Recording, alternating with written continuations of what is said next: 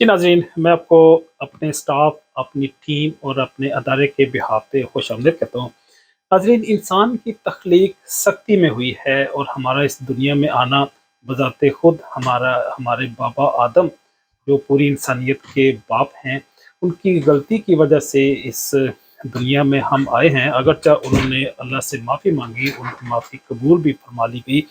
लेकिन जो मैं बात करना चाह रहा हूँ कि हमारी ज़िंदगी, ये पूरी कायनात और ये दुनिया एक इम्तिहान गाह है। और यहाँ पे आसानी, अगर कोई बंदा एज्यूम करता है कि ये जन्नत हो सकती है, यहाँ पे सहल है, यहाँ पे आपके पास कोई चैलेंजेस नहीं होंगे, ये मुमकिन नहीं है।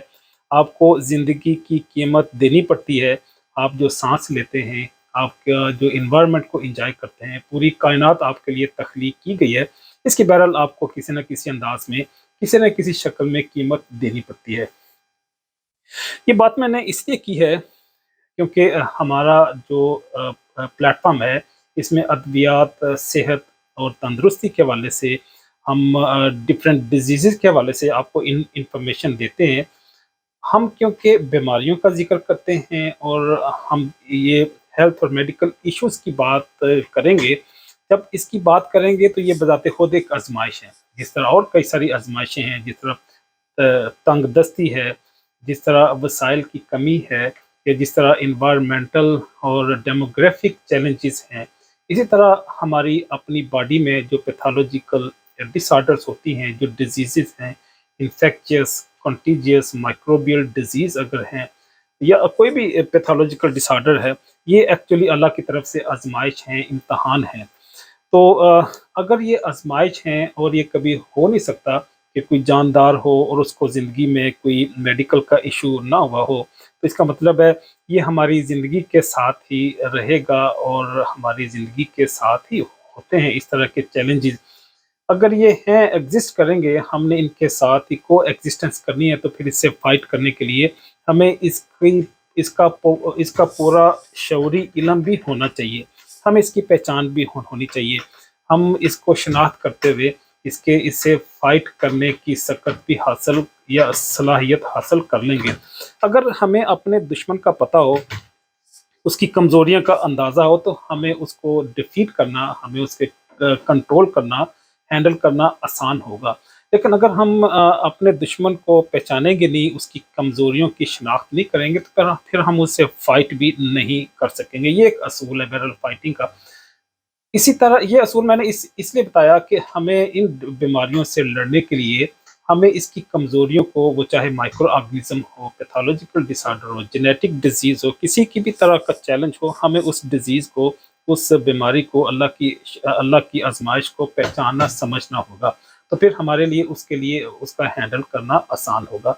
अगरचे अल्लाह ने जब किसी को आज़माइश देता है, हम समझते हैं, बीइंग बिलीवर्स, सिर्फ़ हम ही नहीं बल्कि दुनिया में जितने भी इंसान बसते हैं जो अल्लाह पे बिलीव करते हैं, वो इस बात को समझते हैं कि जिसने ये आज़माइश दी है, जिसने ये बीमारी दी है, वो इसकी शफ़ा भी उसी के हाथ में है। वो चाहे हम ट्रीटमेंट ना भी करें तब भी वो इसकी शफ़ा दे सकता है। लेकिन ये दुनिया बक़द्रे एफ़र्ट है, जितनी हम जस्तजू करेंगे, जितनी हम जदोजहद करेंगे, जितनी हम कोशिश करेंगे, अल्लाह पाक समरात और तो उसके नताइज भी उसी रेशो प्रोपोर्शन से हमें अता करेंगे। तो जो मैं बात करने वाला हूँ, वो ये है, मैं अपने प्लेटफ़ॉर्म का तारफ़ जो है इसी पस मंज़र में ही आपके सामने पेश करने की कोशिश करूँगा कि हमने बीमारियों का जो तारफ़ आपके सामने पेश करना है। जब मैं तारफ़ की बात करता हूँ, एक तो हम उसकी इंट्रोडक्शन करेंगे डिज़ीज़ का, ये डिज़ीज़ क्या है, पैथोलॉजिकल है या माइक्रोबियल है, फंगल है, प्रोटोज़ोल है, पैरासिटिक है, इन्फेक्शियस है, कंटीजियस है, क्यूरेबल है, नॉन क्यूरेबल है, किस तरह की डिज़ीज़ है, हम एक तो उसका इंट्रोडक्शन पेश करेंगे। दूसरी, हम उसकी उसकी हैंडलिंग और उसकी ट्रीटमेंट के हवाले से भी आपके सामने मुकम्मल मालूमात पेश करेंगे। जब हम उसको कैटेगराइज़ कर लिया, हमने उसको अंडरस्टैंड कर लिया, ये कौन-सी डिज़ीज़ है, ये तो फिर हमारे लिए उसको हैंडल करना आसान है। फिर हम उसका कोई ना कोई ट्रीटमेंट प्रोटोकॉल अडॉप्ट कर लेते हैं। वो चाहे कीमोथेरेपी हो, चाहे रेडियोथेरेपी हो, चाहे सर्जिकल रिसेक्शन हो या सर्जिकल मॉडिफ़िकेशन हो, हम कोई ना कोई ट्रीटमेंट प्रोटोकॉल डिज़ाइन करके उस डिसऑर्डर या डिजीज़ को रिमूव या हैंडल कर लेते हैं।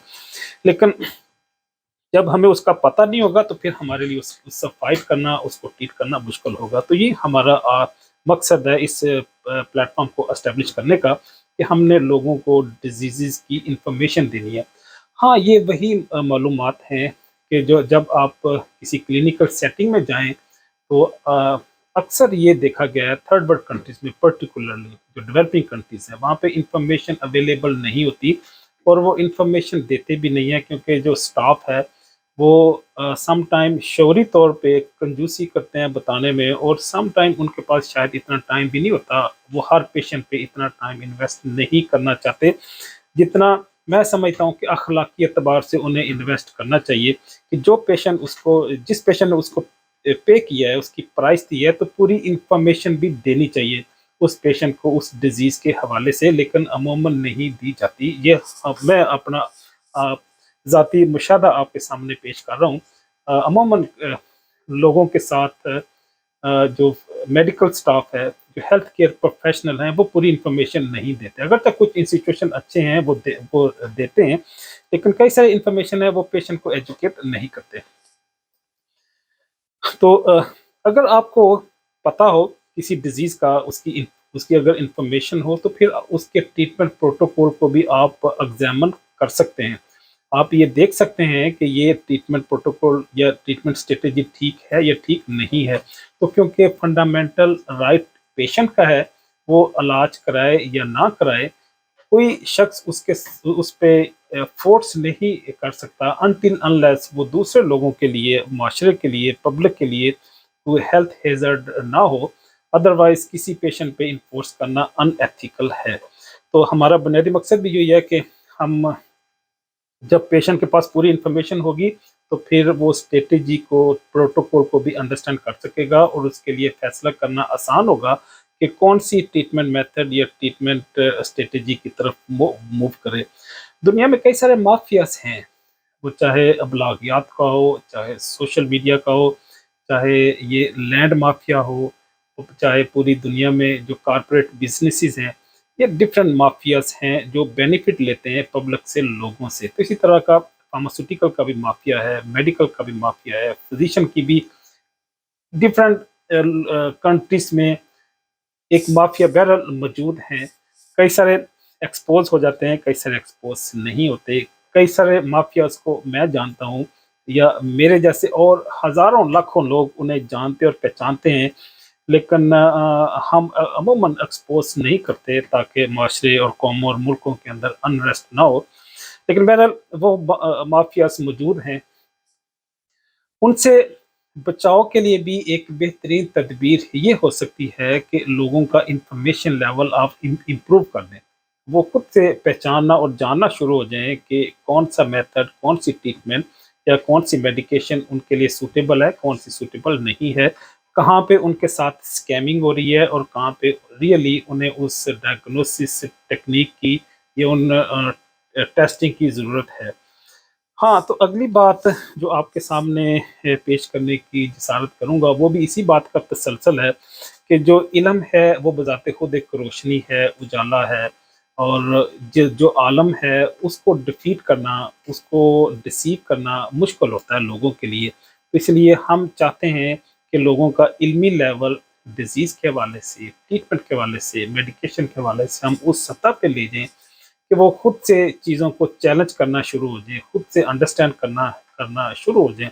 जब वो खुद से अंडरस्टैंड भी करेंगे, जब वो ट्रीटमेंट को देखेंगे भी, ऑब्ज़र्व भी करेंगे, उनको एनालिसिस और एग्ज़ामिनेशन भी करेंगे, तो फिर मैं समझता हूँ कि पूरी दुनिया का मियार ज़िंदगी या उस पर्टिकुलर ग्रुप का, उस पर्टिकुलर अदारे और कौम में जो इल्मी लेवल बढ़ेगा, तो वहाँ पे हेल्थ स्टैंडर्ड्स और वहाँ पे ज़िंदगी की क्वालिटी भी डेफिनेटली इम्प्रूव होगी।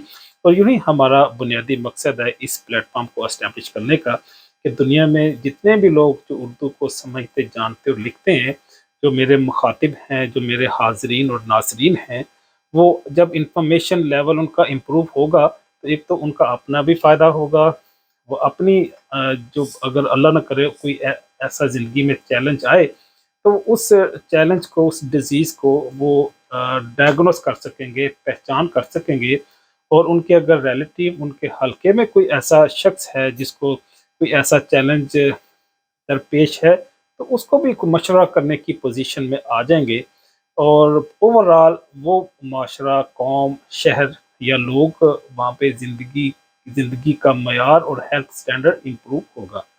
اجازت چاہوں گا، اللہ حافظ۔